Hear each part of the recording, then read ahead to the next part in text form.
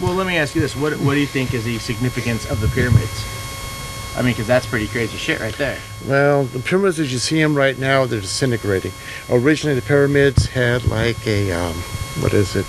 Sandstone, highly polished sandstone covered them at one time, and each one of the pyramids had a golden cap on top.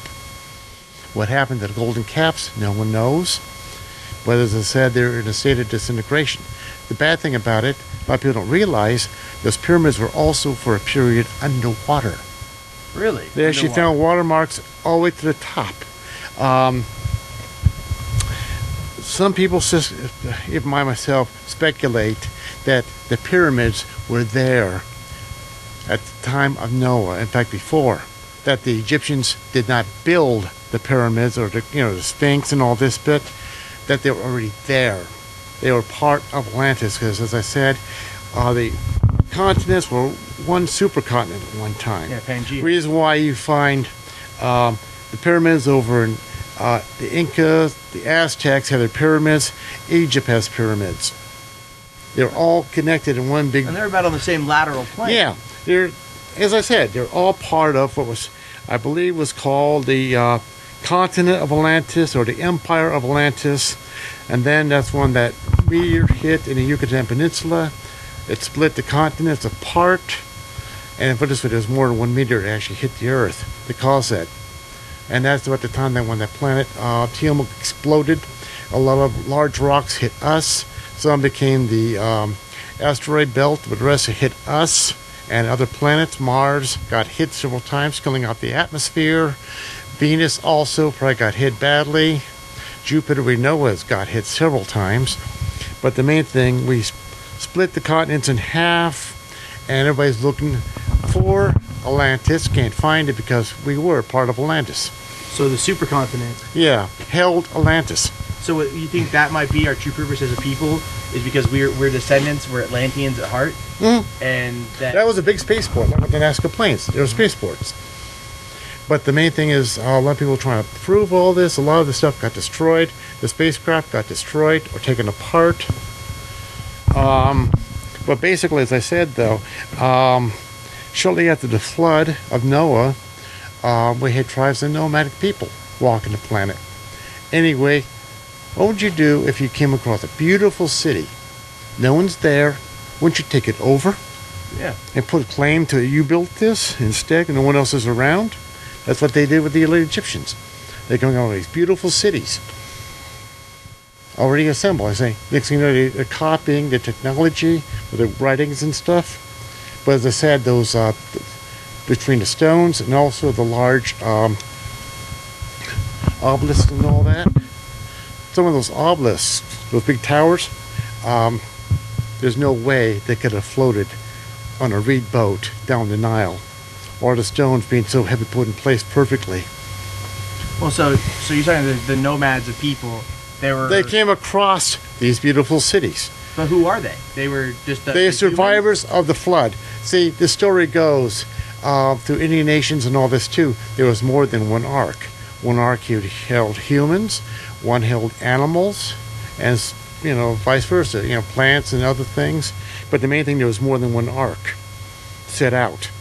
And as I said, after the flood waters finally receded, there was 2 new continents made.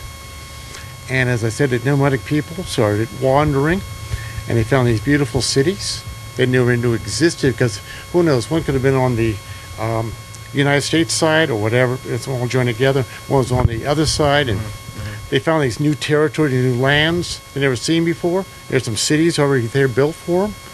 Ooh, we're going to take this over.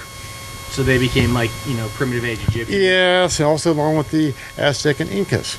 That stuff was already pre-built. So then they ended up just forgetting over time. Yeah, they forgot over time that, hey, we found this stuff with this, for history, like history goes to the conquerors. It's the same thing happened with these people. They put full claim to everything. So do you think that with the continents that are gradually moving apart, but then also moving together, we might be recreating another Pangea? Exactly. And that might be in like the hundreds of millions of years. Like that might be when we complete our true purpose, like when we put it back together. Well, here's something to ponder. They said that the Inca calendar is going to be on, I believe, December 27th or 26th of 2012. They say a large change is coming. According to the Incans, that's when the gods come back to the planet. But they said there's one big change coming on that year. Either something's going to happen or nothing's going to happen. And if something does happen and gods do return, the people who put us here on this planet come back, what are they going to think of us? Probably not a lot. See all what we did? Take some of us off this planet, put us onto another planet? Start it all over again? Yep. So we're just one giant experiment. Yes. And when it's done, we're just gonna. Who knows? All I know is this: there's a good chance the people who put us on this planet originally will probably find another home for us, a new beginning Earth or whatever, and take us back to one of those other planets somewhere and repopulate and keep repopulating. So you think that there might be other planets out there with humanoid type figures that are kind of from the same people? Pretty much. Good possibility. Okay. But also, depending on the atmosphere and all this bit too, gravity and all this, we'd have to be modified or genetically enhanced to survive on these planets. So, but we're not genetically enhanced. Oh, for this planet we are. We have been genetically enhanced. Like, Just to live. like not not evolution, adaptation, but actual genetically enhanced. Like someone splits us apart. And part of it was they took the original life form off this planet, experimented with it, and converted us over this way we could survive. But not the true life form, but what we are. Yes. Okay. We had to mingle with the native population when we first arrived at this place. Who was the native population? As I said, there was two lines. Okay, so we're... And so also we're one line vanished, and all of a sudden, out of nowhere, we jumped right in, out of nowhere. So we're kind of like the immigrants of the planet. Mm-hmm. So you said when Tillamook blew up, there's already native, indigenous people here, and we showed up, took over. And then that's that. That was about it.